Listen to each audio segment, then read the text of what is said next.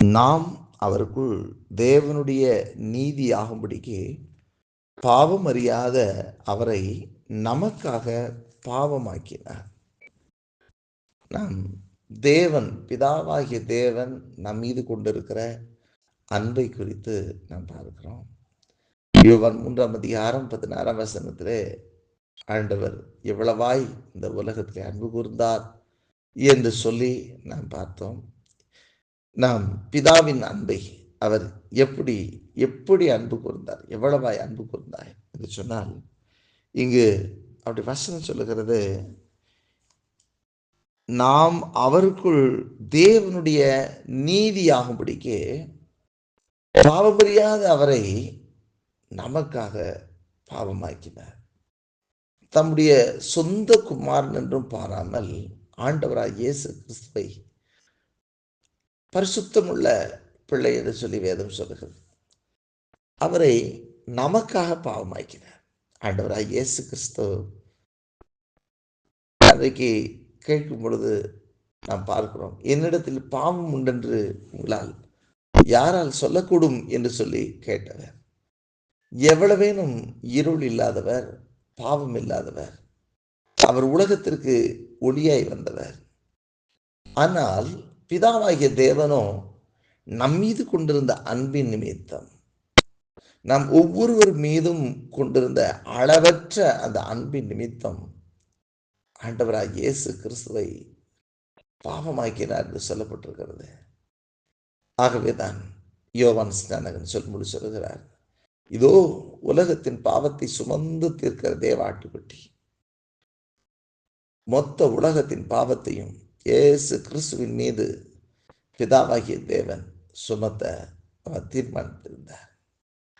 ஏனென்றால் ஒரே ஒரு ஆதாம் செய்த பாவம் இந்த உலகத்துக்குள்ளாக பாவம் வந்தது.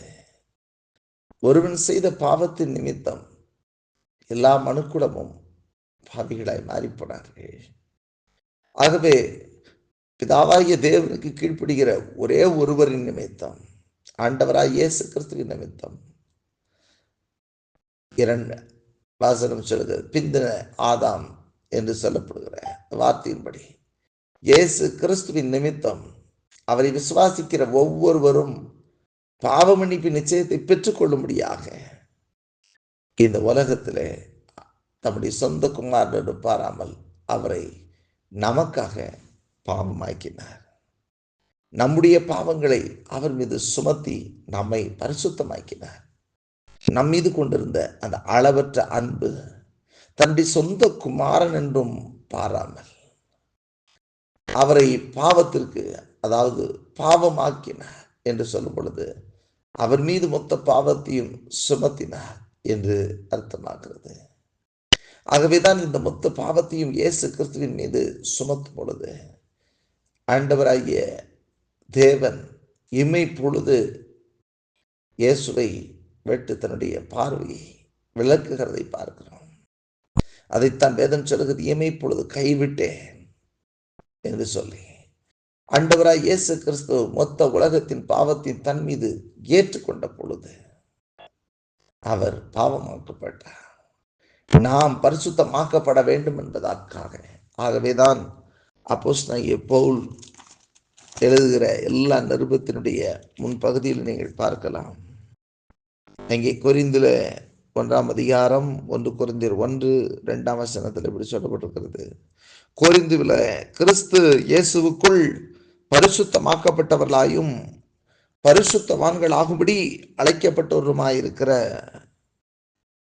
தேவனுடைய சபைக்கும் எங்களுக்கும் தங்களுக்கும் ஆண்டவராயிருக்கிற தம்முடைய கர்த்தராகிய இயேசு கிறிஸ்துவின் நாமத்தை தொழுது கொள்ளுகிற அனைவருக்கும் எழுதுகிறதாவது என்று சொல்லி ஆண்டவருடைய வார்த்தை சொல்லுகிறது.